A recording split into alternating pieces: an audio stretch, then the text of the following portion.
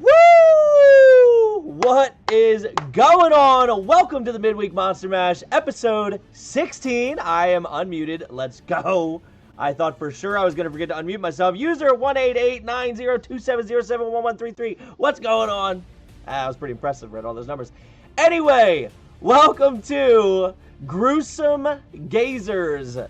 Midweek Monster Mash, episode 16. This is going to be a fun one. I'm interested because beholders are not something to play around with. So the heroes may be totally outnumbered, or I may be just giving them too much credit.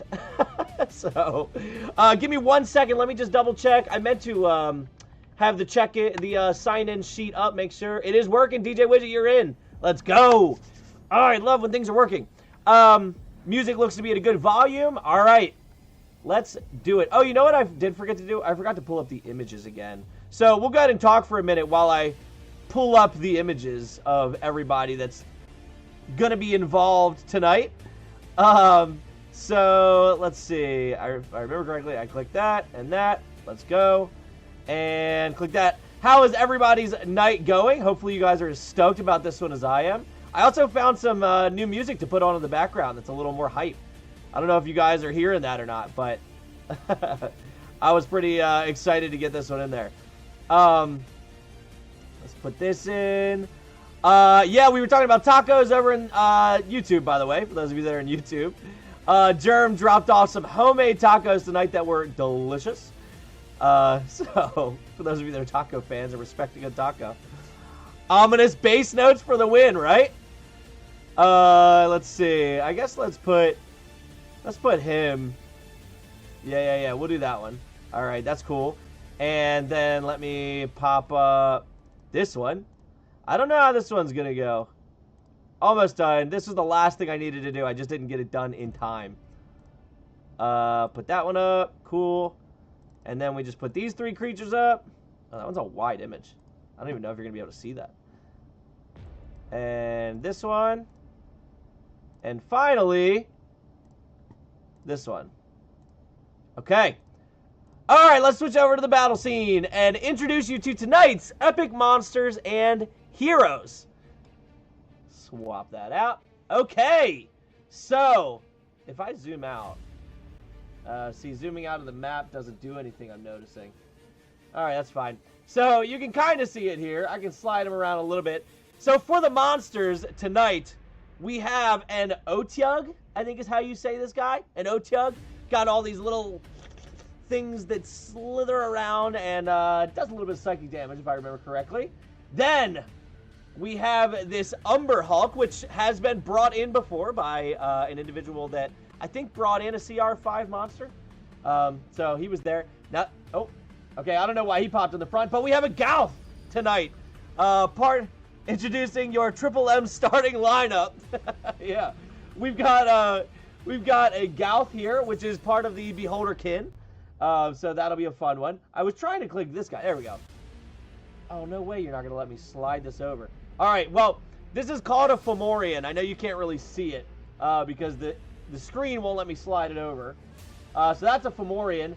Then we have this petite-looking, but deadly nonetheless. Kate, what's going on? Death Kiss that will cause some problems. Then, of course, we have a Beholder in the back of the pack that is going to give our heroes quite an issue. Kate, by the way, let me know if the music's too high. I think we should be good. You maybe might not even hear it. I turned it way down. For the heroes tonight, however, we also have some epic creatures. Of course, we have Slad, the green Slad, Caesar Slad. We have Shadar Kyle coming in because we're in the Underdark. She says, don't hear it. All right, give me 1 second. Kate's checking in. I see it popped up on the screen. Excellent. Says she doesn't hear it. See, I turned it down to 4% today.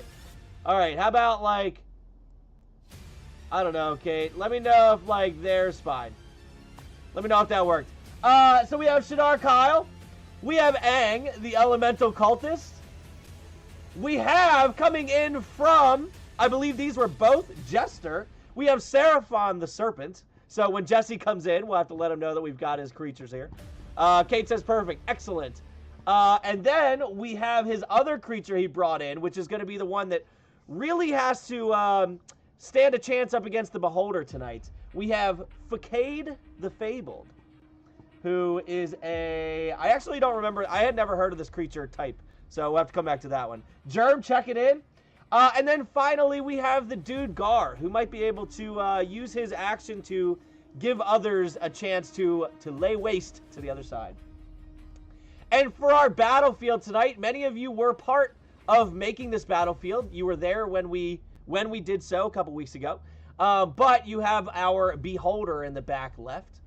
And sliding to the right, you can see we have our monsters laid out with our heroes having come in. Actually, could be a little bit louder, says Kate over on TikTok. All right, let me turn that up. Oh, got it. Let me turn this up a little bit. All right. Kate, hopefully that's good. And yeah, so you have all the heroes that came in from the top right corner here. So that is our epic encounter we have tonight. And don't forget, as if any donations come in, we have our new stretch goals. I was going to change them before this week, but of course, didn't have time. So we're going to try it again, how it was last week. And we'll ride it out tonight, see what it's like. Last week wasn't too bad, so hopefully we continue that. So every $5, we get a new stretch goal reach for one of the two sides. That's why I just fell down the steps. Jesus. But the last thing to point out is I did change the dice tonight to give it a little bit more of an Underdark vibe. And you're all going to see that right now as we roll for all of our heroes. So you can see all the D20s rolling on the screen. This is all of our initiatives for our creatures. Oh, would you look at that? Man, now I'm drooling. Oh, having looked at it. Oh my god, no, not falling down the steps. Yeah, those steps aren't nice to fall down, but I think we're okay. So this is interesting. We have our two big creatures for the night starting off. Facade at the top, and Beholder coming up right after that. So, Facade is going to start off the night. I'm going to begin combat. Isaiah T, what's going on? Welcome to the live. Facade is going to start off the night, and it is going to run up these floating rocks that are just kind of hovering off the ground, one a little higher than the other. So he's going to run, hop up to the first one, kind of bounce off to the next one, and so that's 5, 10, 15, 20, and he's going to claw his way up to this top one here. And as he does so, because I believe he has a ranged attack, but I can't remember, he's got that Curse Touch, multi-attack. Oh, no. He's all melee. He is all melee. But he does have spellcasting, but I don't think that these were... He could fly, but he's got no need to fly. Okay, we're going to change plans a little bit here. Facade, who is here, is going to instead run under the rock. What's his run speed? He can go 40 feet. 5, 10, 15, 20, 25, 30, 35, 40. He is going to go right up to this Fomorian here. And he is going to use his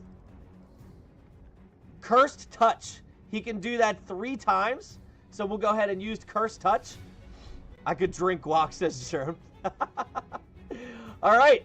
Also, I did forget to mention Jesse last week bought an extra action that was not used for the monsters. So the monsters will have an extra action starting off, which is not good because the Beholder is first. Okay, so we're going to go ahead and roll this at a normal roll. 13 plus, that's a 23. So he's got plus 10 to hit. Let's go, hero, says Germ. Oh, I'm glad you said that, actually. Let me pull up Discord real quick. Go here and close off your ability to choose. I need to change the settings real quick. I got to ask Brian to do this before each one of these. Because I always forget. All right. It is private. We are good. Okay. So he hits again, and I'm pretty confident he's going to hit a third time. 4 plus. Oh, 14 hits. The Fomorian does not have a high AC. All right, so let's go ahead with the damage, which is a lot. A lot. He hits a lot. Shelly W, what's going on? Welcome to the live. That is 30 damage to the Fomorian right off the rip. So as this Facade comes running up, and he's going to reach out and basically just kind of like fingers forward, just a quick punch right to the chest. And then he comes in with a second, and he's going to hit him 2 more times. That was big damage. Sheesh. 30 damage. Dealing with a heavy hitter here. That is another 23 to the Fomorian, who's taking all of this damage, by the way. And for the last one, lots of D12s and D6s, 40 damage. Holy cow. So we will go ahead and add that. The Fomorian is now at half HP. He does not have any bonus actions or anything along those lines. He has greater magic resistance. Oh, wow. Oh, that's interesting. It has greater magic resistance. I'll show you guys this on the screen. So he has greater magic resistance. There you go. If you can read that. So he automatically succeeds on saving throws against spells and other magical effects, and the attack rolls of spells automatically miss it. Sheesh. That's pretty wild. That'll be interesting to deal with. Okay. Up next, we have, of course, the Beholder, who is going to have an extra action. He also has legendary actions. So he probably, you know what, we're going to use legendary action. So he can use Eye Raise as a legendary action, and then he gets his turn. Is there anyone he can see? Oh, that's Shadar Kyle is kind of in the way. The thing is in the way of Shadar Kyle here. I don't know if he can see him. The Beholder randomly shoots one of the following magical rays at a target it can see within 120 feet of itself. Because I don't think the rays bounce off the mirrors. I just think that it can see its reflection through the mirror. I'm going to go on the caution here that the wall is blocking line of sight. So he's not going to get his legendary action this turn. But he is going to cause some issues here momentarily. So he's going to move this way. Slightly. Oh, he could. Oh, you know what he's going to do? All right. So the Beholder is going to 5, 10, 15, and enter into this portal of some sort, this green portal. And as it does so, it pops out the other side of the cavern. 20. Comes right here. And he's going to get a good look at Facade and Caesar Slad. And now it gets to use Eye Raise. And he gets to do multi-attack. 6, says Kate. Uses Eye Raise 3 times. Okay, so we're going to do that. He gets multi-attack. We're going to do Eye Raise. Because why would we not? First things first, we will roll 1d10 to see what Eye Ray he's firing off. So he's got the Fear Ray that he's going to go first with. So the Fear Ray, Wisdom saving throw DC failure, damage, and the 4d6 psychic damage, and the target has the frightened condition until the end of the turn.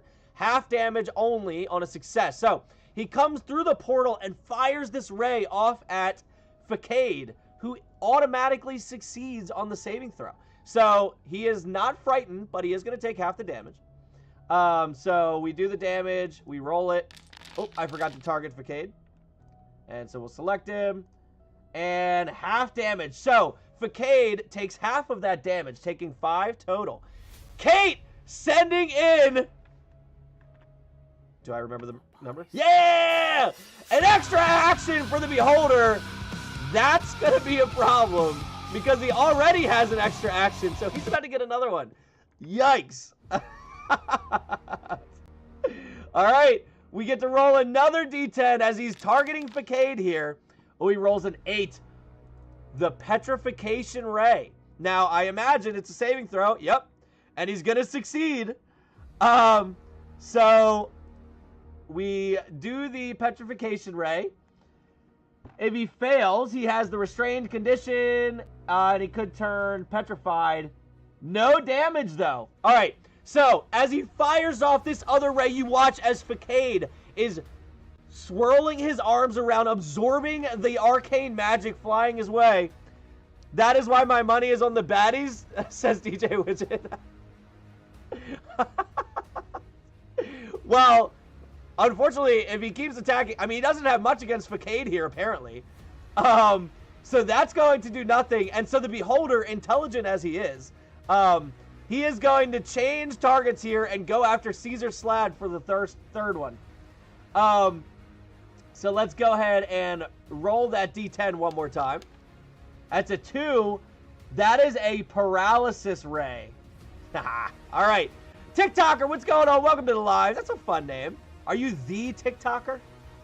All right. So we need a DC 16 Constitution saving throw as he targets Caesar Slad with his attack. So we're going to go with a normal roll. That's a 17 plus. Caesar Slad does succeed.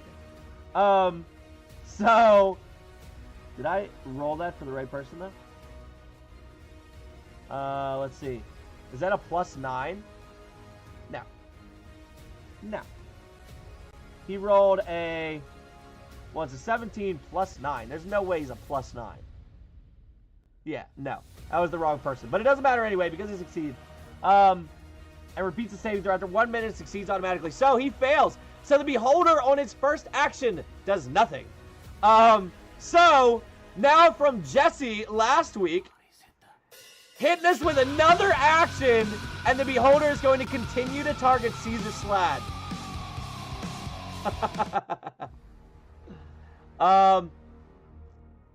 Okay, I don't know what that is telling me. Okay, what is happening? Dear TikTok, get your act together. Okay, next, he's going to keep going. He's got to keep rolling for these eye rays. This is fun not knowing what eye ray. I've never used a Beholder, by the way, personally. This is the first time. Disintegration Ray, Rutro Raggy. Usability. Oh. Oh. Okay. All right. Anubis, what's going on? Welcome to the live. So, the Beholder sending this Disintegration Ray towards Caesar Slad. Dexterity saving throw failures, 36 damage. If the target is a non-magical object of a creation of magical force, the 10-foot cube disintegrates into dust. Half damage. Failure or success. If the target is a creature and this damage reduces it to 0, disintegrates into dust. Yikes. All right, so they're both going to do the dexterity saving throw, but Facade will automatically pass. So we'll go ahead and roll the dex saves for them. Caesar Slad fails, and so he will take the 8d8 normal damage fully, and then Facade will take half of that. So Facade takes half. All right, that is 33 reduced down to 16 for Facade. Okay, and that was only one eye ray. Up next, we have a second eye ray for this action alone. Luisa, what's going on? Welcome to the live. We're going to go ahead and roll another D10 for this next eye ray. A 1. A 1 is a charm ray. Ooh, trying to charm. All right, we need a wisdom saving throw from Slad. All right, we have a 4. Ugh, he's going to fail. He is charmed. And so for those of you that don't know what charmed means, a charmed creature cannot attack the charmer or target the charmer with a harmful ability. The charmer has advantage on any ability check to interact socially with the creature. So Caesar Slad is going to be charmed and cannot attack the Beholder. So he is charmed. Okay, and for the third eye ray, rolling that D10. That is a 7 plus. No, 7 plus. Jeez. That is a 7 total, which is the Sleep Ray. Ooh, that's fun. Would he? I think he's going to go for Aang, as Caesar Slad is now charmed. So he's going to go for Aang here. Widget, we have just not been on the same page with our predictions lately, says Jerv. So we have a wisdom saving throw for Aang here. Will he succeed? 6 plus. He will not. The target has the unconscious condition for 1 minute. Condition ends if the target takes damage or a creature within 5. Yikes! Okay, Aang is unconscious. RSTU. Uh-oh. Ruh-roh. Unconscious and prone. Okay, so that is the end of the second action, and then Kate from TikTok comes in with another action of eye raise for the Beholder, who has now charmed Caesar Slad and put Aang to sleep. So I guess he's going to look at Shadar Kyle in the back. And he's going to use his eye raise. Yeah. Here we go. We roll the D10, find out which one he's using first. He's using the Paralyzing Ray. Kate with the glasses. All right, Shadar Kyle, because it's within 120 feet. All right, Paralyzing Ray first. We need a Constitution saving throw from Shadar Kyle. All right. Failure, he is paralyzed. I always cheer the heroes, but moments like this make me hedge bets on favor of the wallets of TikTok. That is a failure! Shadar Kyle is paralyzed. Oh, no. Oh, no. What? There it is. Shadar Kyle fails and becomes paralyzed, repeating the saving throw at the end of each of its turns. Yikes! All right. That is number one. And I think he's going to go after Facade here with the next two, because everyone else he can see is either paralyzed, unconscious, or charmed. So he's going to go after Facade with the final two. Lindsay even said to me, "Are you sure you want to go heroes tonight?" She tried to warn you. All right. I'm just going to roll the two eye rays back to back. So we had 7 and 2. Another Paralyzing Ray. So Facade will succeed on the Paralyze. What is the 7 again? Sleep Ray. Okay. So Facade will succeed on both of those. If they had been damage rolls, Facade would have taken damage, but he doesn't take damage from either of those. Okay. So that is the end of his turn, and we now have half the heroes charmed, paralyzed, or unconscious. So the dude Gar is up next. Do not fret, Widget. I put in overtime at work just for today. Yikes, Elio. Putting in a little bit of foreshadowing. Jeez. All right. The dude Gar is up. And the first thing... Oh, hold on. Hold on. I forgot we have a bonus action for the Beholder. The Beholder is going to use its bonus action for an anti-magic cone. The Beholder's central eye emits an anti-magic wave in a 150-foot cone. Until the start of the Beholder's next turn, the area acts as an anti-magic field spell, and that area works against Beholder's own eye rays. All right. So he is going to put up this anti-magic cone. It's a 150-foot cone. Sheesh. All right. So...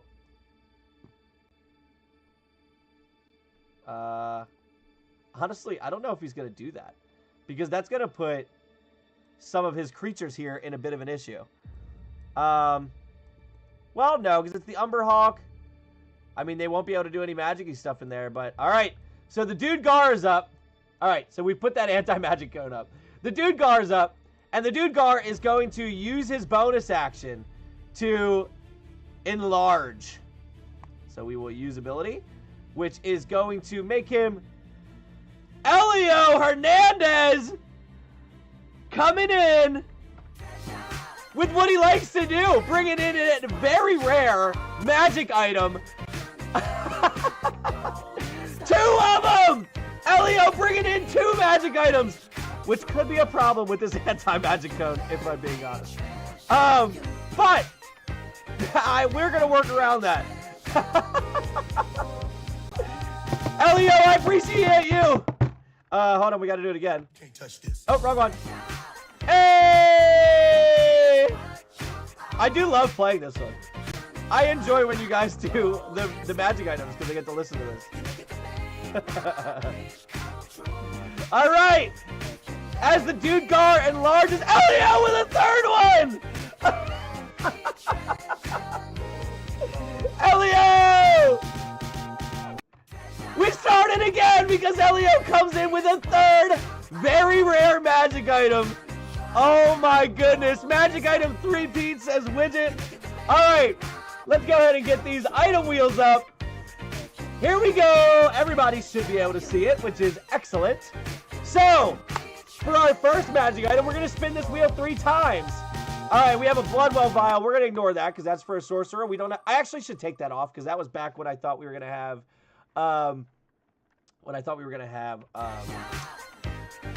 real people. So we have Staff of Striking. Remember, these are 3 options for 1 to start. The Dancing Rapier. The Staff of Striking always reminds me of when, like, no one could collect that card. And the Rod of Alertness. I don't think the Rod of Alertness would be great here. Let me see real quick. Ba-da-ba-da-ba-da-ba-da-ba. All right, let me pull up this. Okay, so the Staff of Striking is probably a really good one to do here.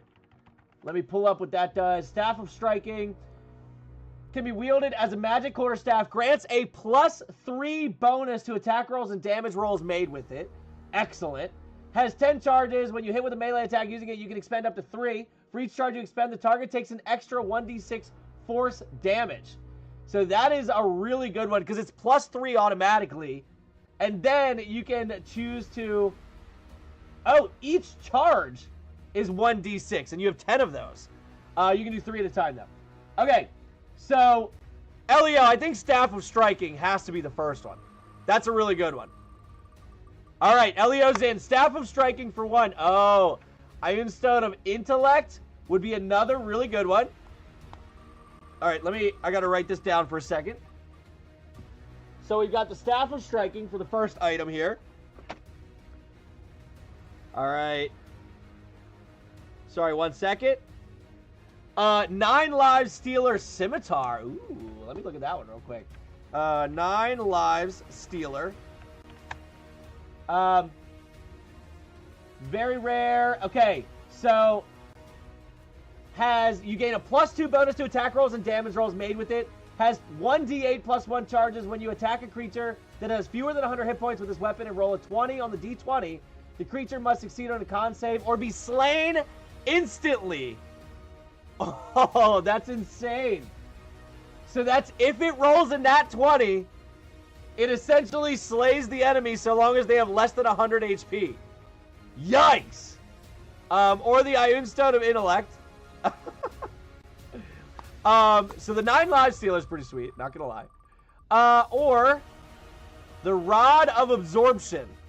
Rod of Absorption. Rod of Absorption.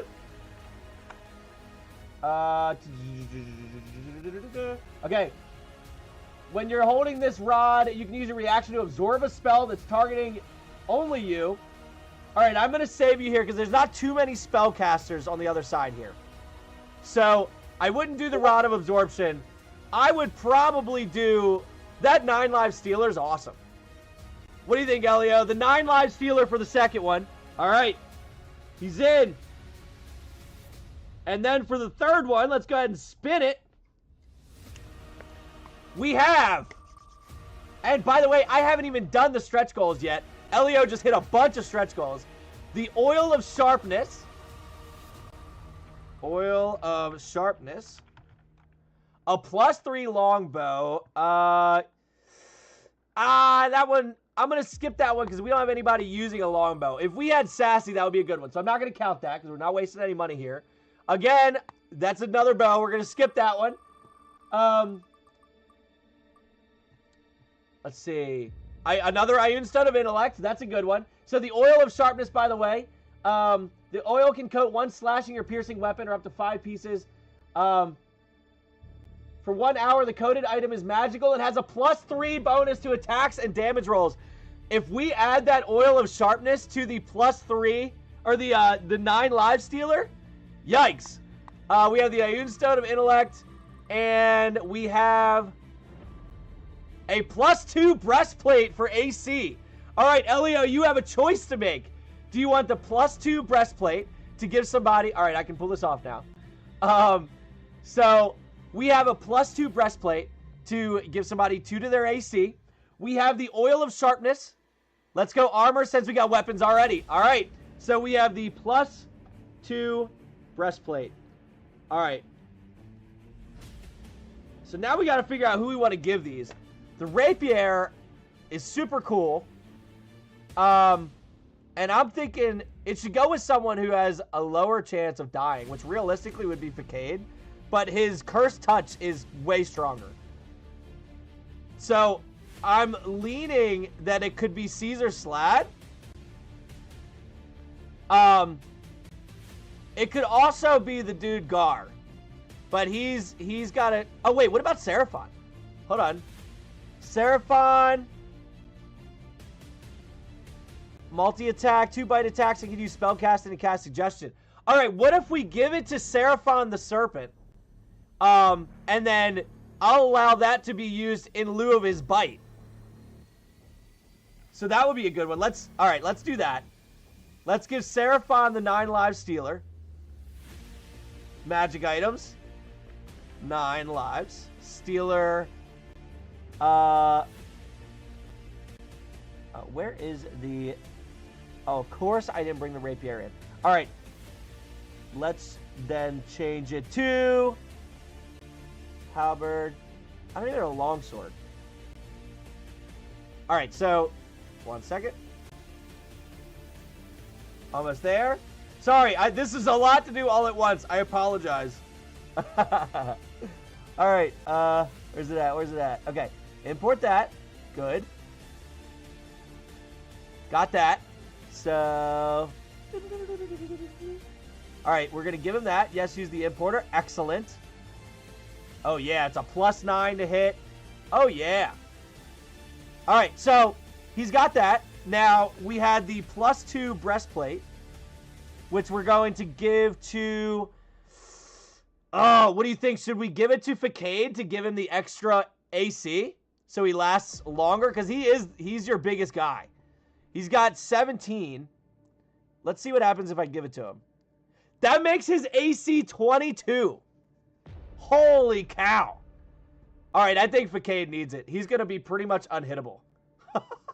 Jesus. 22? Oh, that's going to be a tough one. And then finally, the Staff of Striking should go to Aang. I know that Aang he is currently unconscious, and he is in a anti-magic cone. But the Staff of Striking would be epic for him because it gives him +3 to his attacks with it. I'm going to assume he's casting all his spells with it. So let me go to Staff of Striking. And let me see. Yeah, +10 to hit. All right. So +3 bonus to attack rolls and damage rolls. Oh, no. Well, attack and damage rolls made with it. Okay, no, never mind. This is, I thought, all right, hold on. Delete. Yes. That is not who it should go with. It should go to, ooh, this is tough. I don't know if there's anybody here that it should go with. Okay. All right. Although the Staff of Striking is awesome, all of their attacks are way better than that on its own. So I'm thinking that we should instead go with the Iron Stone of Intellect.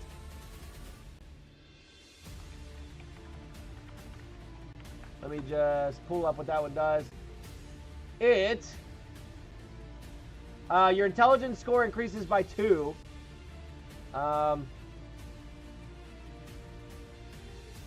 Because none of them would want to use that staff. So I think that it should probably go with these guys.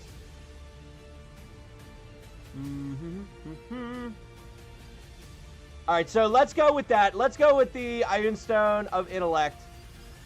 Because I don't want to waste it on the Staff of Striking that no one would use. Plutonium import. Or that Oil of Sharpness. You know what? Because that's going to give a +1. That Oil of Sharpness gives way more. We're going to go with the Oil of Sharpness. Final answer. Oil of Sharpness. Yeah. There we go. Okay. So we'll go with that. And, yeah, we'll put it on Shadar Kyle's chains. He's paralyzed at the moment. Facade's Cursed Touch. I say we just high power Facade. I'm in. Let's go with Oil of Sharpness to Facade. And we are just going to make him broken.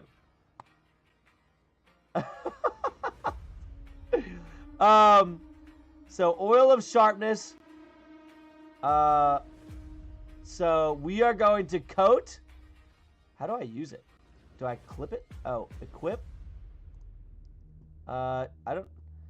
I'm the monster's house. That's right. Let's see. I don't know how to make that work. So I'm just gonna have to manually add it.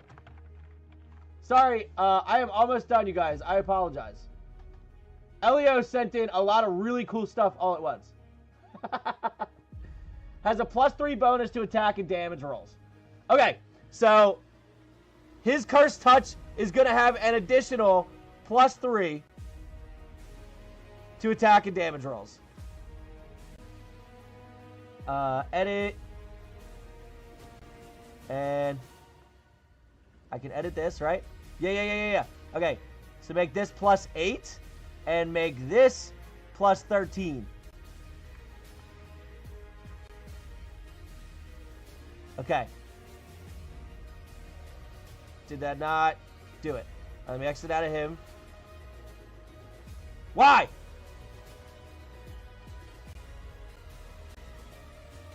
+8, +13. All right, I guess I gotta go to effects. Oh, come on. Attack. Effect.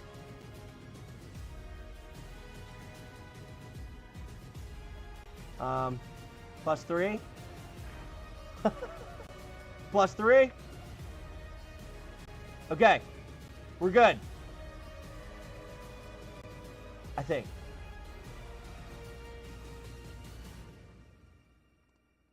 All right, I'm just going to have to do it situationally because it's not letting me change it right now. Okay, he's got +3 to everything. Let's get back into it. Oh, and before we do that, I do have to add 30 here. So because of Elio, we have advantage to all attacks next round for the heroes. This is all for heroes. Advantage to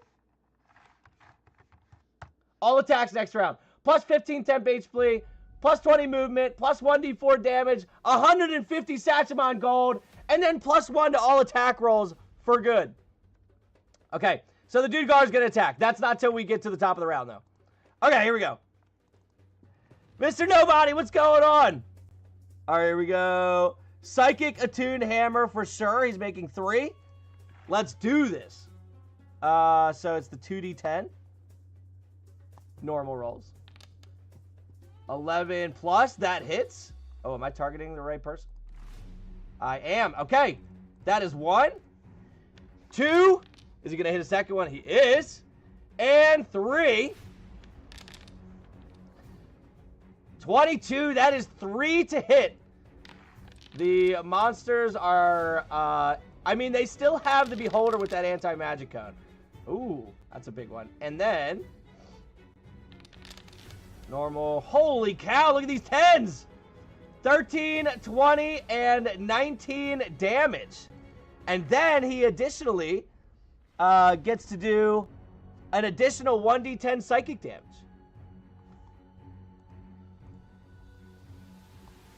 For each one of those. Normal. Oh, ignore that. Damage, damage, and damage. 7 more damage. 1. And 2. Okay. Ladies and gentlemen, that is the end of the dude Gar's turn. As he has used his bonus action. And then he has this when an ally is wearing, you see, make a d20 roll. Or we can roll a d6 to add to it. Okay. Up next is Seraphon, who has that shiny new weapon, who sees this cone of anti-magic come out, covering most of the area here. So at the moment, his weapon is not going to do anything special. So he is going to run this way. 5, 10, 15, 20, 25, 30. What's his speed? Is it 30? He can go 40 to get out of it. All right, so he comes out of the cone. Does he have anything ranged? He's got poison spray. 30-foot cone. And he's got... Oh, does he reach? He just reaches the Gouth. Okay, so he's going to use poison spray against the Gouth. The Gouth has to make a DC 14 con save to save against the poison. There's a 14 plus. That is going to succeed. Success, half damage only. All right, so he takes half of the 6d6 damage. Decent rolls. So he's going to take half of that. 13 to the Gouth.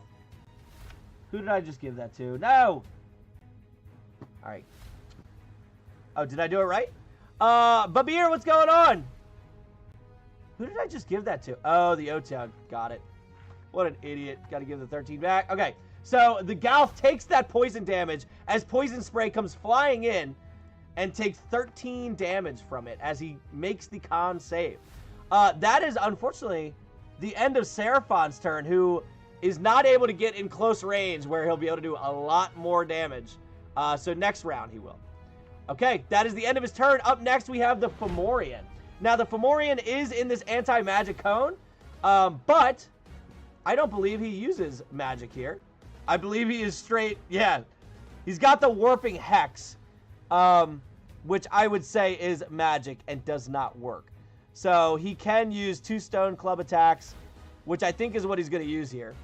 Yeah, because it's psychic damage there. He's not going to use that. Okay, so he's going to go ahead and attack Facade, who has an AC of 22. Oh no, so late, I forgot to cast my vote. All right, Jesse, well, I think you're still monsters if I remember correctly. But look who Fomorian's attacking here. So now you've got to root against your own guys. That is a 19 plus, so even with a 22 AC, the Fomorian is going to hit the first one. And for the second one, a 7 plus does not hit. So he's going to do the damage from the first one, which is 35 damage to Facade. Yikes. With an AC of 22 also.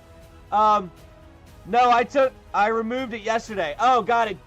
All right, Jesse, only because you have 2 heroes in that you made. Obviously, you would be team heroes tonight.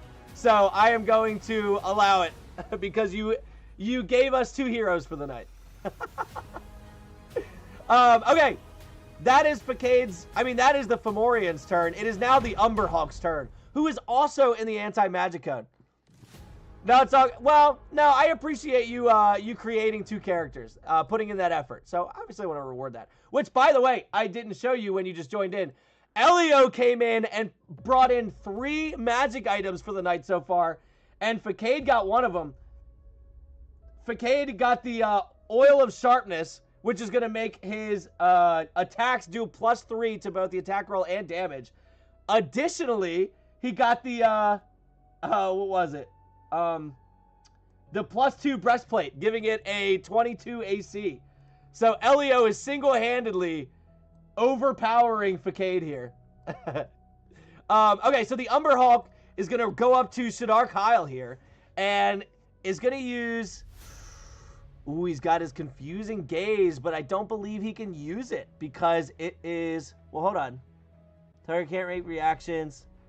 Yeah, I'm going to consider that a magic attack that he can't use. So he's going to use the Rend. The Rend attack. Yeah, I thought that character was so good. Yeah, I like him a lot. He's great. 15 does hit. Let's go ahead and see if another one hits. Oh, 4+ is going to miss. Let's go ahead and do our damage here to Shadar Kyle. That is an 11 plus, so that's 16 damage to Shadar Kyle as the Umberhawk comes running up and just slams his fist down into Shadar Kyle's chest. Okay, Aang is up, who currently, where he stands, cannot do anything. So Aang is going to have to move, but no matter which way he moves, he won't be able to see that beholder that's causing the issue in the first place. So Aang is going to move south here with Seraphon. 5, 10, 15, 20, 25. He's going to get out of the cone. Oh, and my snake guy, awesome. Yes, Seraphon's here too, baby. And he has the 9 live stealer, which if he rolls a nat 20 against somebody who has less than 100 HP, it's an automatic kill. So the heroes are in good shape. Unless somebody comes in supporting the monsters tonight, the heroes are in pretty good shape. Oh, wait. Aang is not going to move because Aang is unconscious. I forgot about that.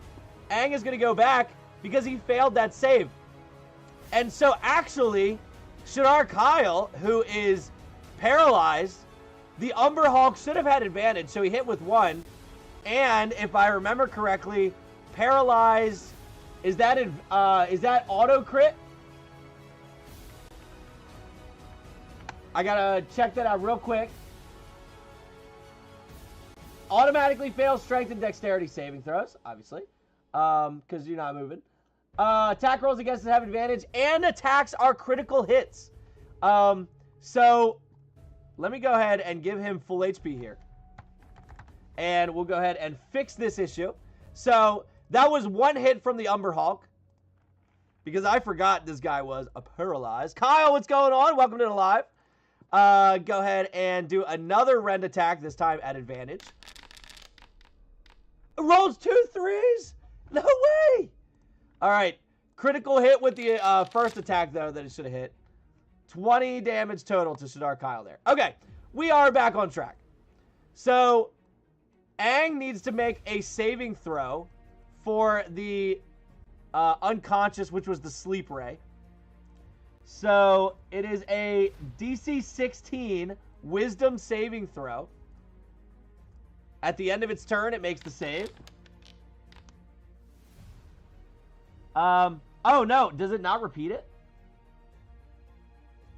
Target has the unconscious condition for 1 minute. The condition ends if the target takes damage or a creature within 5 feet of it takes an action to wake it. Never mind. It is still unconscious. So, Aang is sitting there unconscious and can do nothing. I forgot about all that. They are in trouble. Okay. The Otyug is up. So, the Otyug is going to fight back against the dude Gar here. It has tentacle attacks. 1 bite attack and 2 tentacle attacks. All right. So we will attack the dude Gar. See what we got. A nat 20! Ooh, if that was Seraphon, that's an instant death. All right. Oh, I rolled normal damage. Ignore that damage. I don't care what it was. We're ignoring it. Oh, there's 3 6s on this one. All right. So he does 22 damage on the first bite. So then we've got 2 tentacle attacks. Attack. An 8+ is not going to hit. The dude Gar's AC is high. There's a 19, though. So that one will hit. Let's go ahead and roll normal damage for this one. Close to another nat 20. 12 more HP lost. And if the target is medium or smaller, it has the grappled condition. Because the dude Gar used enlarge, it is no longer medium, so it is not grappled. Look at that, coming into play there. That is the end of the Otyug's turn, who has nothing else he can do. It is Caesar Slad's turn. Caesar Slad is going to go running up 5, 10, 15, 20, 25, 30. What's his movement speed? Oh, he's only got 30. Nuts. I was going to try to get him to go up to... All right, so he uses regeneration and regains 10 HP. All right. To select it. Apply. Okay, and he's going to attack the Fomorian since he cannot reach the Beholder. Now, the Chaos Staff, 1d8 plus 4 force damage. Oh, no. I would say that that is not going to hit because that is a magic attack. So he's going to try to pull out this Chaos Staff, which I envision is just this purely arcane staff, and swing it.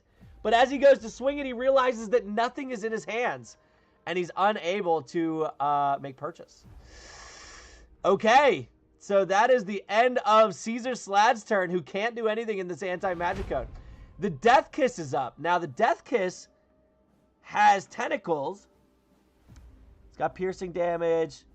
And he's got blood drain. Ooh, that's cool. But these are not arcane in nature. So the Death Kiss is going to move up into the anti-magic cone, I believe. Because the reach is 15 feet. Oh, no, 20 feet. He's not going to get that close. 5, 10, 15. Yeah, he's going to stay right here.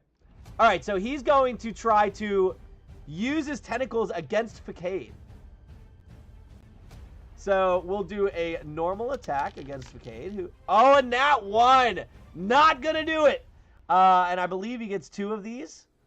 Multi-attack, 3 tentacle attacks. Okay, so we're going to go again. That 22 AC is going to be so hard. Another nat 1? 2 nat 1s? Is that for real? All right. And 1 more. And followed by a nat 20. If that was Seraphon, that's an instant death for somebody. All right. So 2d6 plus 4 piercing damage, and the target is grappled. Okay. So we deal the damage, which is 8 plus 4, so 12 damage to Facade, and Facade is grappled. FG grappled. Okay. So the Death Kiss whips out these 3 tentacles trying to grab Facade, and as Facade fights off 2 of them, the third one wraps around its arm and then goes further and wraps around its torso and holds on tight. Just a good Samaritan. What's going on? Welcome to the live. So that is the Death Kiss's attack against Facade. It is now the Gouth's turn. And let me just check, make sure he does a reaction. He does not. Make sure you don't have a reaction. You do not. Okay, so the Gouth is up. And the Gouth has eye raise. And so it only gets to use 1. But we're going to use it. Okay, so we need to roll a d6. Oh, I rolled 2. So it's 4. Paralyzing Ray against Seraphon. Ruh-roh, Raggy. Ruh-roh, Raggy. All right. So Seraphon needs to make a DC 14 Constitution saving throw. Will he succeed? Let us find out. He will! All right. He is not paralyzed. He is good to go. That is the eye ray from the Gouth, who now cannot do anything. When a creature that can see the Gouth's central eye starts its turn within 30 feet of the Gouth can force it to make a... and can see the creature. A creature that fails to save is stunned. Oh! Alright, hold on. Okay, he didn't start his turn there. And it doesn't say or enters for the first time. Oh, Facade. Oh, got it. No, you're right. I don't know why I didn't catch that was Facade. What a dummy. Okay, so it did not start its turn within 30 feet. Okay, but Seraphon will next time, and then he'll have to do that. So stunning, and then death throws. When the Gouth dies... Okay, doesn't matter. All right. Up next is Shadar Kyle, who is paralyzed. Oh, is he yeah, he's paralyzed. And I believe the paralyzed thing is also... Let me double check. Paralyzed Ray. Is that one where it repeats the save at the end of each of his turns? Okay. So Shadar Kyle has to repeat the save at the end of his turn here. Con saving throw. Will he succeed? No, he is still paralyzed. All right, it is now the top of the round with Facade. But before we do that, we have a lot of stuff we have to consider here now. So we have all attacks this round for the heroes, thanks to Elio, are at advantage. All heroes get 15 temporary hit points. All right, so plus 15. Good. So let me add them to these heroes real quick. Plus 15. Plus 15. As we've reached now 6 stretch goals here. Plus 15. And plus 15. Okay. 15 temp HP to all of them. They have 20 additional movement this round if they would like to use it. They have plus an additional D4 damage. And then they have +1 to their attack rolls. So all attacks have advantage with +1. And of course, all of you who are rooting for the heroes, whether the heroes win or not tonight, because of Elio reaching this stretch goal, you're all going to be getting an additional 150 Sachemon gold. So shout out Elio. Feel free to give your thanks to Elio in the chat. All right, so Facade is first. Now, Facade has +3 to attack and damage rolls already, and now he has +1 to his attacks, and he has +1 D4 to damage.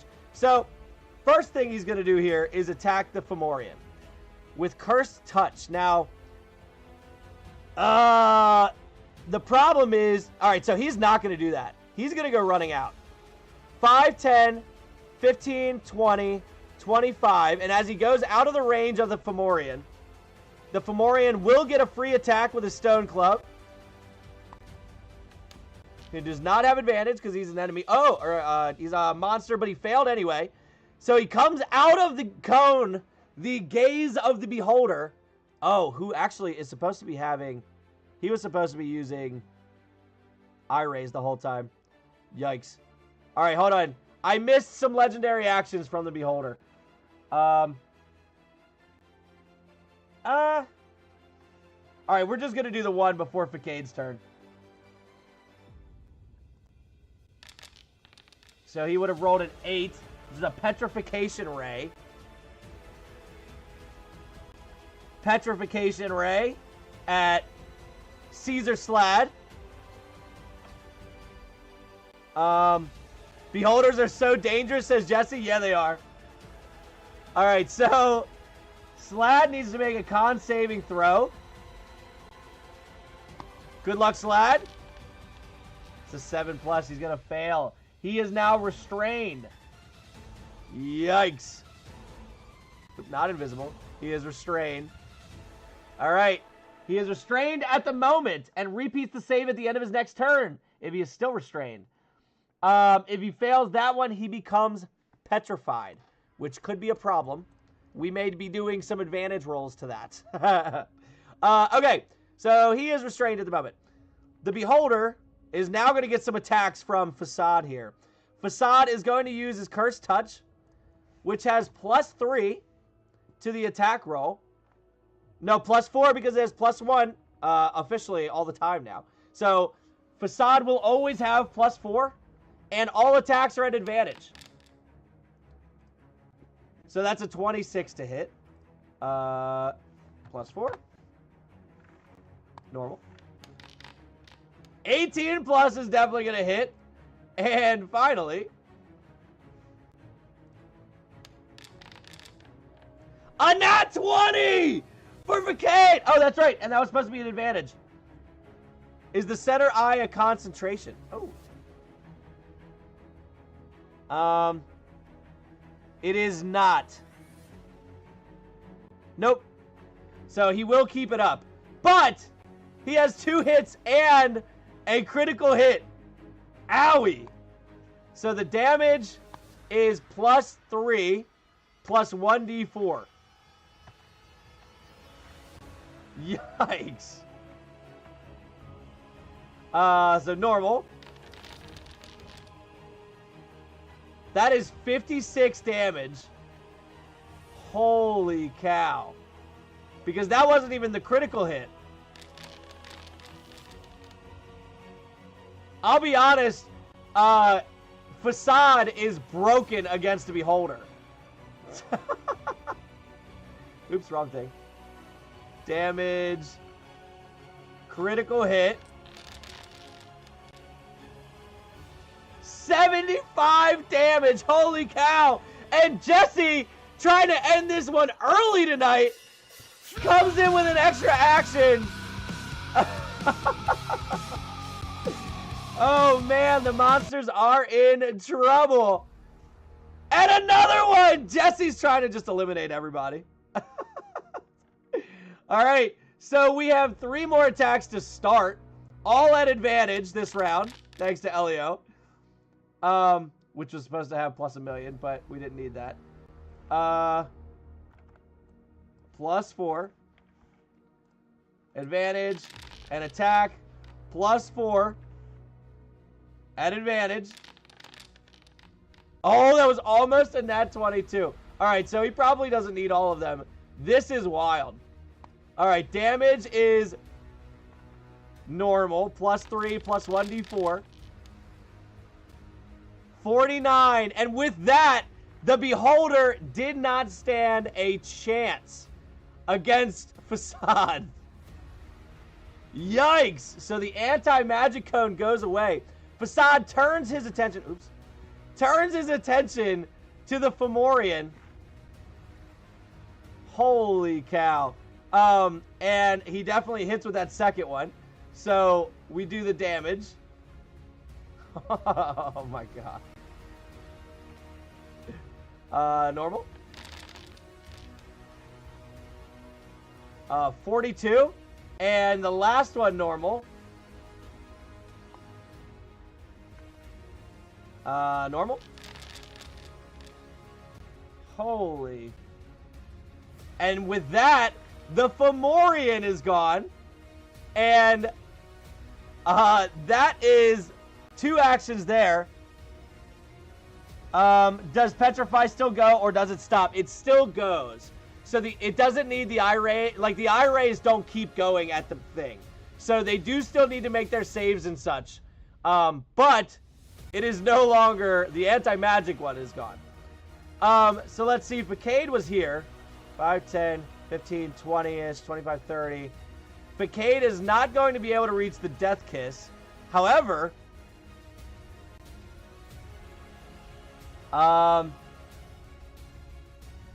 okay, he's going to use Baleful Command. And so the Baleful Command says each enemy in a 30-foot emanation originating from the Rakshasa, which is Facade, failure, they have to make a DC 18 Wisdom saving throw. Elio's hype. Yeah, I mean, honestly, that plus 3 is killer also. And then, on top of that, your stretch goals that you've got here, insane. 8d6 psychic damage, and the target has the frightened and incapacitated. So it needs to make a wisdom saving throw. I do believe they're little wise. Yeah, they have a plus 1.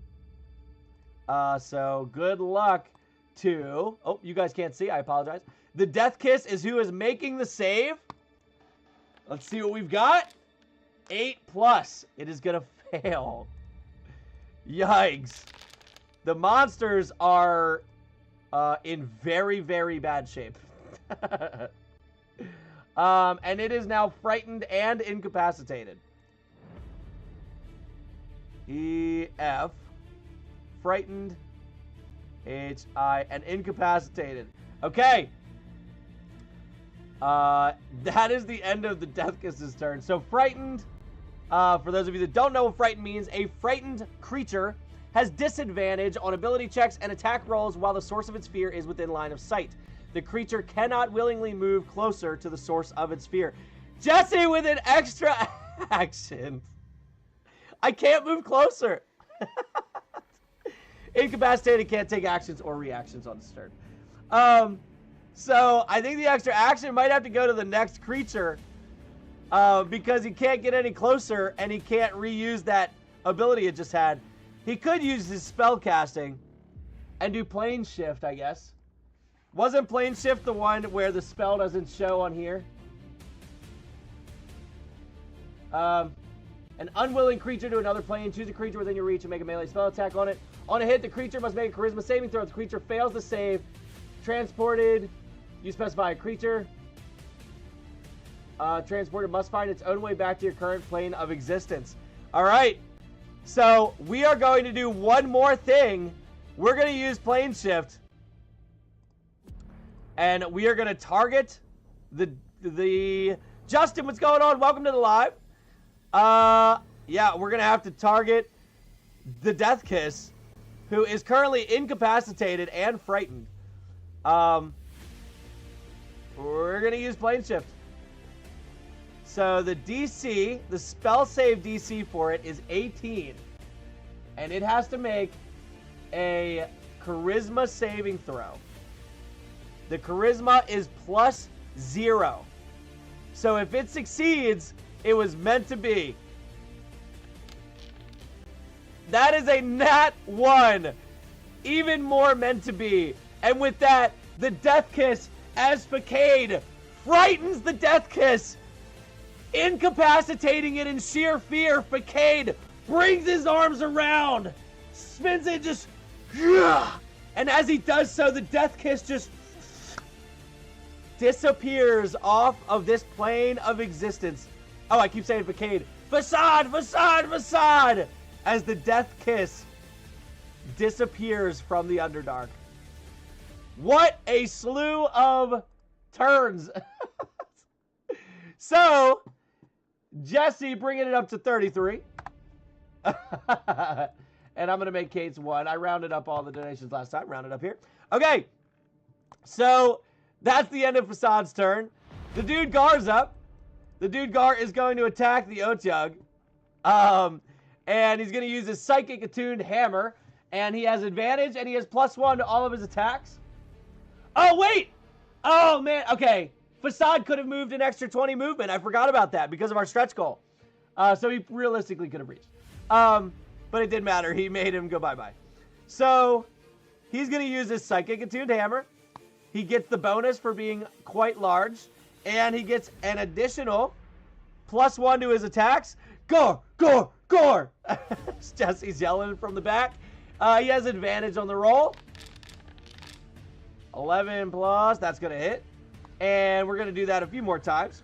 +1 with advantage. 10 and 30. That one's going to hit. And +1 with advantage. 50. All right. All three are going to hit.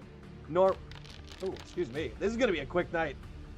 Unless something insane happens for the monsters, this is going to be a quick night. Oop, not attack. Damage. No. Oh, I forgot to add the +1 d4. +1 d4. And it is normal. And oop, not attack. Apply. And damage. Normal. Dieter, what's going on?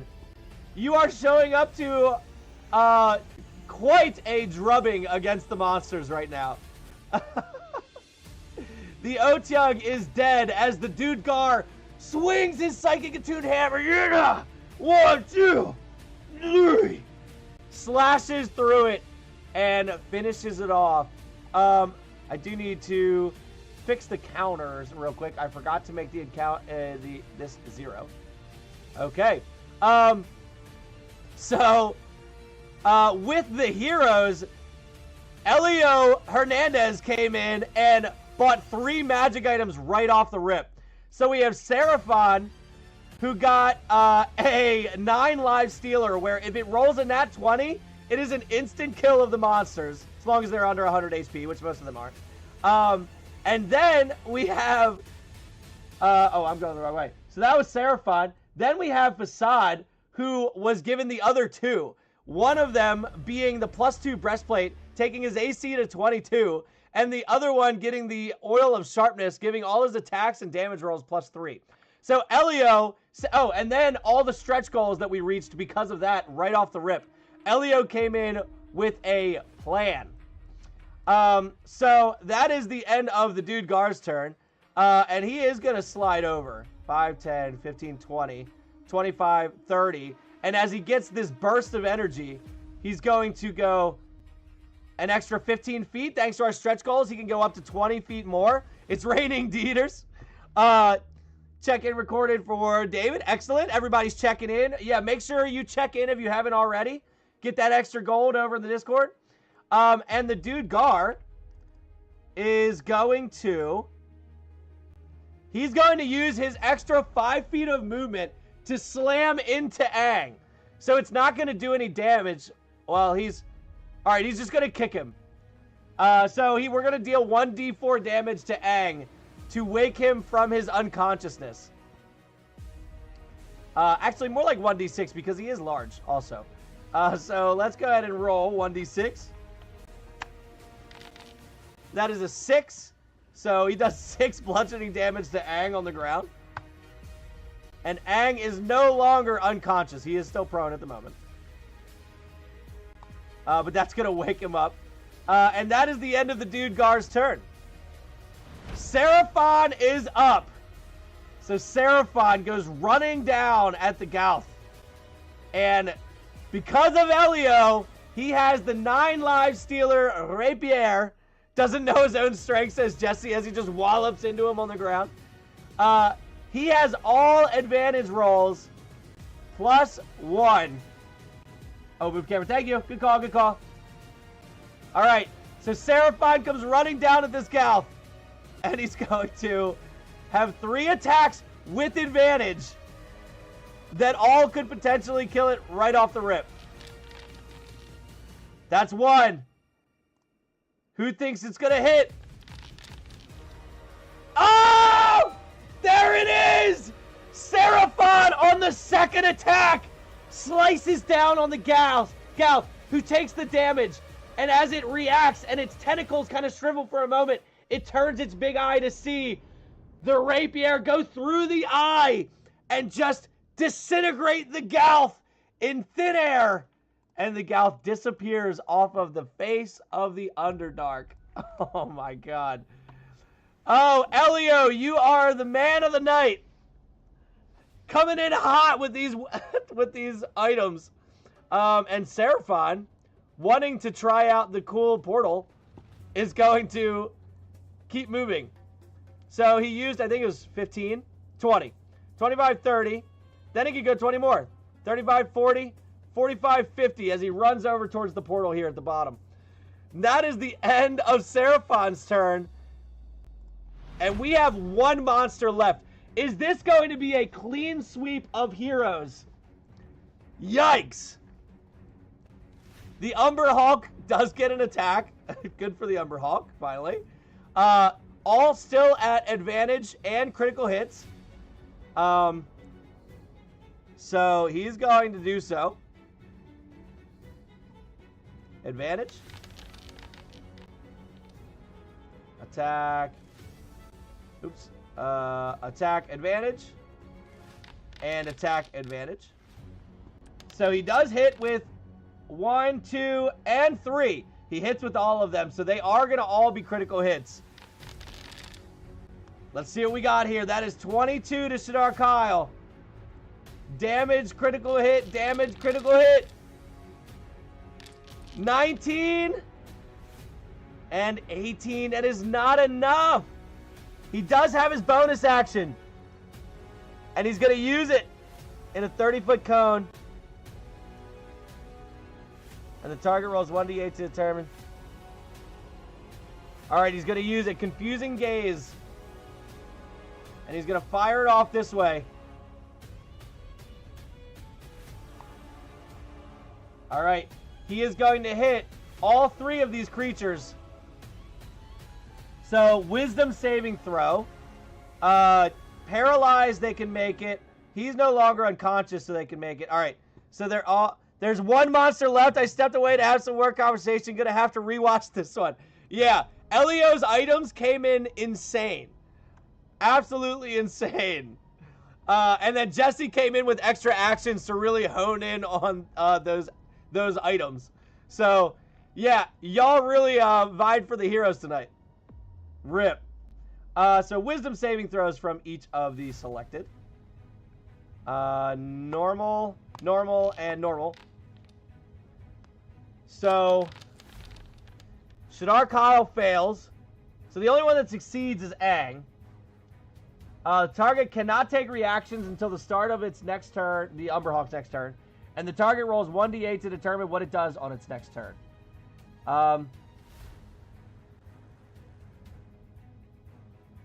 Okay. Alright, interesting.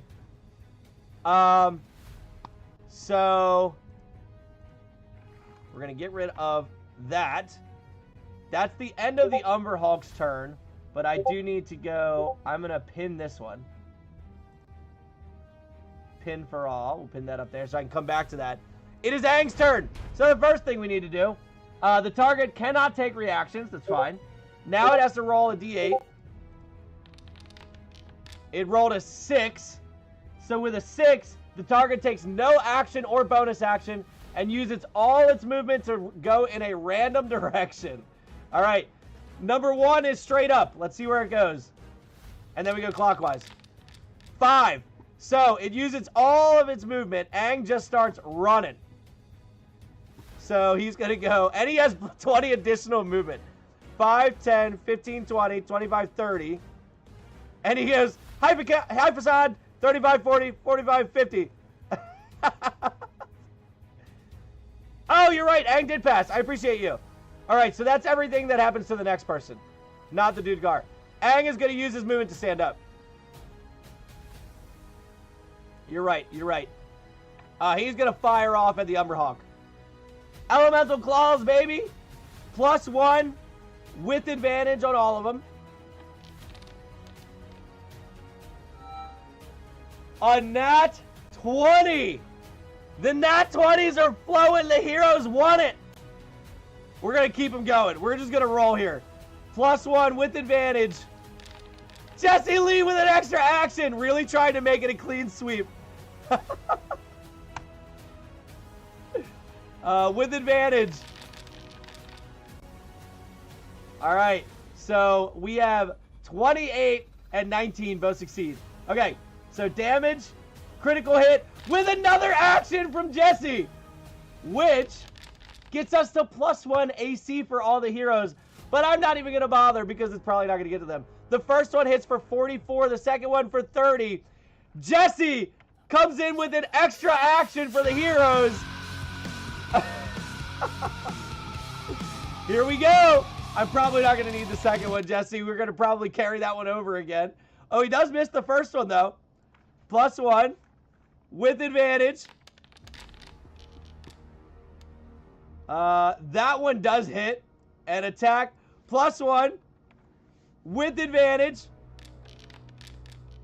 Oh my gosh. Yeah, the Umberhawk. Okay. And with that, I'm just going to do, it's probably only going to take one. As he does the cold. Wait, is the Umberhawk immune to cold? No. Okay. Because he always starts with cold. 31 damage. Ladies and gentlemen, as Aang stands up, angry that he has not been able to cast spells, he's been unconscious, he's been prone on the ground, he turns to the final remaining creature and unleashes this insane, epic, cold fire, just swirling damage at the Umberhawk, who takes all of it and just essentially disintegrates into thin air and dissolves into the ground. Oh, me of little faith, says DJ Widget. Ladies and gentlemen, by far the fastest the fastest midweek Monster Mash. I do have to bring up, hold on, just in case, the fastest midweek Monster Mash of all time, the first ever clean sweep by either side as the heroes come in and obliterate the monsters with 0 casualties on the hero side. What an insane battle. Elio coming in with 3 epic magic items, and Jesse following up, utilizing those epic magic items, using those extra actions, giving them the chance, and collectively you two reaching the stretch goals to give you the advantage rolls that led to the final clean sweep. MVP Elio, MVP character Facade. Holy cow, usually we aren't even joining until another hour or so from now. Yeah, what an insane battle.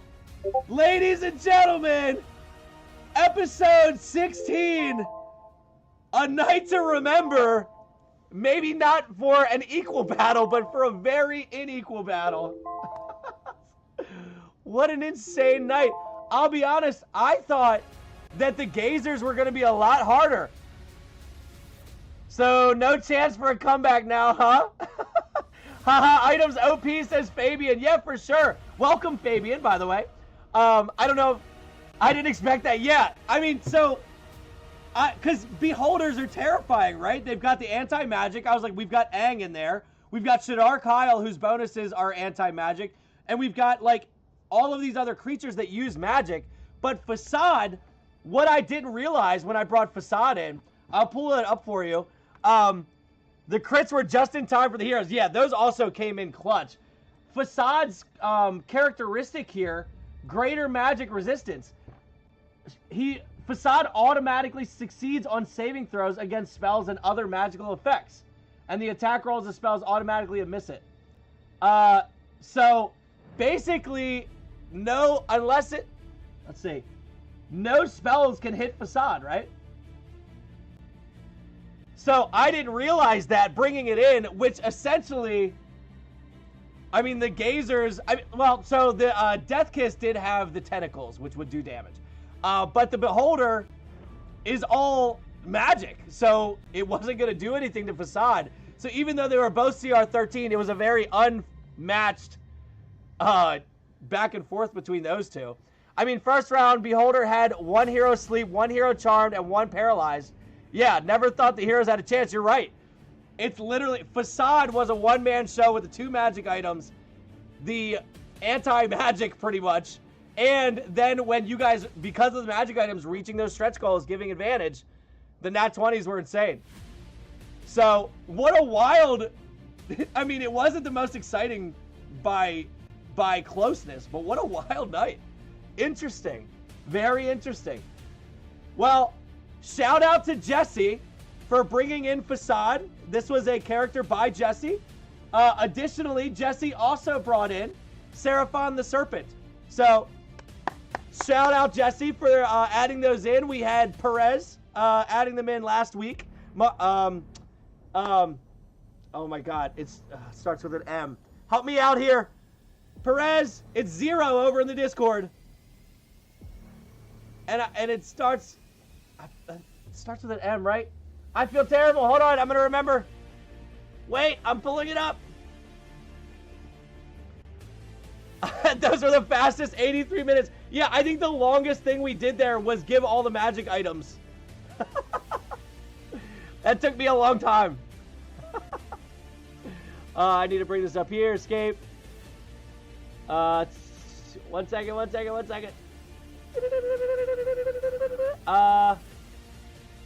it at? Recaps. There we go. Gabriel Perez. There we go. Yeah. Gabriel Perez bringing in other characters for the last couple weeks. Not gonna lie, Facade replaced Kelvin as my go-to call-in hero. So, Facade, I don't think is going to be able to do so because Facade was a CR13. And I usually keep everything as CR10 or less. Facade actually worked out because I wanted to do the Gazers, and a Beholder obviously had to be in it. And a Beholder is CR13. So I was able to actually include Facade here because it was high. But I don't know if I'd be able to bring him in future ones. He might have to make some other guest appearances. Little T, Modi, and Chonk were the 3 that Gabriel Perez have made. So, for those of you watching, don't forget you can create your own creatures to be featured here in the Midweek Monster Mash.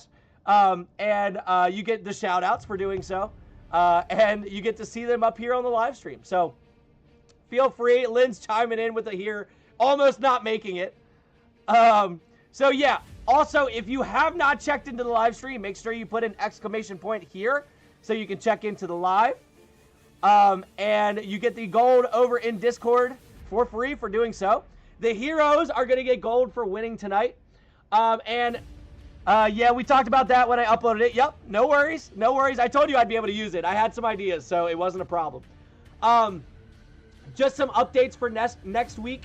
I will not be here for a Monday stream. Linz and I are going on vacation. We will be back Wednesday. And I should be back in time to have a Wednesday stream next week. So the Midweek Monster Mash is a go at the moment for next Wednesday. It should be fine. Enjoy vacation. Hey, I appreciate it. So, yeah, we should still have the Midweek Monster Mash. No problem. And I should have a little time tomorrow, hopefully, to maybe make some changes to the these stretch goals as well. We'll see if I have time. So anyway, I'm looking forward to tomorrow, and so now we're just talking. Let me go full face since we're just talking here.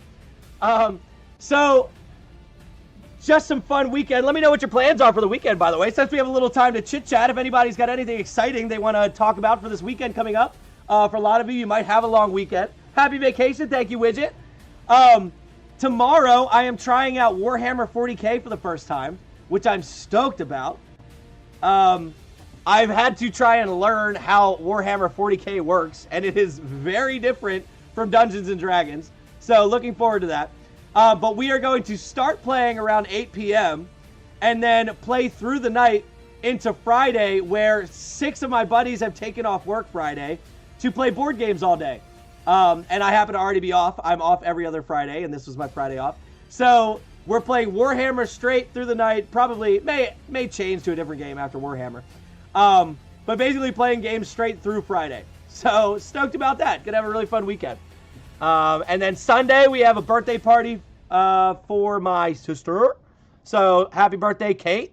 Packing the truck and trailer this weekend. The grand move starts Monday. Widget, welcome to the East Coast, buddy. Come on over. Hopefully all goes well. Well wishes on the move. I hope that it is nothing but smooth. And you have no issues carrying that dresser into the house. You know, you have unknown strength and are just able to do it by yourself. Sounds like a good time. Warhammer's my favorite. Really, Elio? Really? I'm trying to memorize the attack portion here. The shooting and the, because like, you attack with your weapons by rolling the dice, and you have to compare the attack to their, I don't remember what it is, to see if there's like addition or subtraction you have to add to the d6s. Then you take that and you compare it to their armor or something to see if it would wound them. Then you roll to see if you wound or something, and then they roll saves. There's like 7 different rolls that happens on the attack to see if it even hits. But I do like it though. It's very interesting how you can go from like 20 dice down to like 3 hits. I'm in a van with 2 little kids and 3 cats. Man, I hope it goes smoothly. Who's gonna be more insane, the cats or the kids? Yikes. Kids and cats on a long drive. What's the total drive time for you, Widget? Let me go check out. Created a combat tracker this week to use for my in-person D&D games. It's pretty cool. Ready to use in next session. It is HTML based. Using that ChatGPT. I love it. I love it. Yeah, I gotta, using Gemini, I think, right? Yeah, I gotta delve more into that to see what kind of HTML stuff I can do and work with. Because there is a lot of really cool stuff that you can do. 2,100 miles, so probably 4 days with all... Yikes. I don't know how long I thought it was going to take you. 4 days is not it. Wow, you ain't kidding. In a van for 4 days with kids and cats. Ugh. You know what? Jesse says, I'm sorry, Wizard. Nice. Oh my god. Oh, by the way, while we're here, I do see there's 12 of you, 12 concurrents in here, so feel free to chime in, anybody that's sitting back, relaxing, and watching. I am looking for topic ideas for the Midweek Monster Mash. So I believe next week, if I can get it set up in time, I'm going to do some kind of Illithid battle. So we're going to have some Mind Flayers next week, which will be fun. So that is currently the only topic I have left. So if there is any kind of topic you want to see for a Midweek Monster Mash, feel free, chime in, let me know. We've done demons, we've done devils, we've done angels, we've done oozes, we've done constructs, we've done dinos. Last week we did the Arctic creatures. We've done, let me try and think back. We did a marine one where we were out on the water, on the boat in the island there. We did We did the pilot, which was a lot of fun. I'm trying to think. There were definitely some other episodes. Because we're on 16, so there were definitely other episodes. Oh, we did Dragons. That's right, we did Dragon's Wrath. We did Forest Fray. We did the giant one. If I'm lucky, my wife driving the truck will swap one of the kids for the dog. Nice. If you're lucky. If you are lucky. Oh, man, that's funny. So, yeah. I guess because it's so early, I am going to pop off for the night. Maybe catch up on some sleep. Coliseum, Natty Bo, who's not here right now. Natty Bo said the same thing.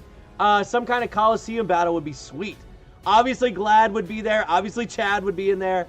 I don't know. Like, maybe we'd go in and look at just all the big, bulky creatures. And maybe change how it works. Where maybe that's the end of the month battle, and instead of fighting each other, they're each fighting creatures, withstanding creatures or something. So that would be kind of cool. The Glad and Chad connection, baby. Thick Chin Chad. What did oh yeah, and then don't get mad, get glad. But no, what did Dave say? David said something with Glad, and I don't remember what it was. It wasn't don't get mad, get glad. I think it was something else, but I don't remember what he said, and it was really funny. So, yeah, I think I'm going to pop off of here. Congrats to the heroes for winning. You get the 300. Could fight each other to see who participates in next Midweek Monster Mash. Could fight each other. Oh, that would be interesting. So the winning team goes to the next one. That'd be fun. Oh, you know what? Like a multi-week Midweek Monster Mash would be super cool. Maybe we put together like 4 teams and have them...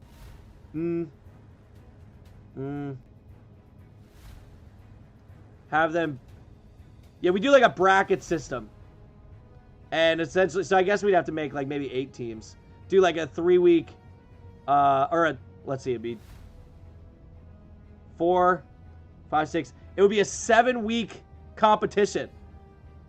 Yeah, a tournament, a 7-week tournament would be wild. And then maybe have like some overall bets in the beginning. And we could even have like duplicates on the teams. Like, maybe we rename them or something. But we could have duplicate heroes on the teams. So, congrats to the heroes. You'll be getting 300 gold pieces plus an additional 150 thanks to Elio. By the way, Elio, if you are still here, one of these days you got to get over the Discord. I'm not saying it for any other reason other than I owe you like so much Sachemon gold over in the Discord. And you got titles that you're owed for everything that you've done here in the streams. So I got to get you in the Discord because you already have earned a lot over there. You get the 300 for winning. You get the extra 150 thanks for Elio. You get an additional, I think it's going to be, I had at one point, I think 13 peaks here. Plus, it looked like 2 or 3 over in TikTok. So probably another 150 for the peak concurrence for being here. For anybody that checked in, make sure you check in, everybody. And then, if you would like to submit heroes, make sure you go do that also. And then, make sure you put over in the Discord, in the Midweek Monster Mash chat, these ideas. What kind of things you'd like to see the Midweek Monster Mash based on. Because I would love to do that for you. So, I'd like a tournament. I'd bet on that, says Dieter Jr. That's hilarious. Randomized team, says Jesse. Not a bad idea either. Let some randomizer make the teams using all the different heroes we have available. That's a good idea too. So, all right, y'all. I'm popping off of here. Have a wonderful night. Thanks for hanging out. Fun night, and I will catch you over on the Discord. Well, that was a fun note to end on.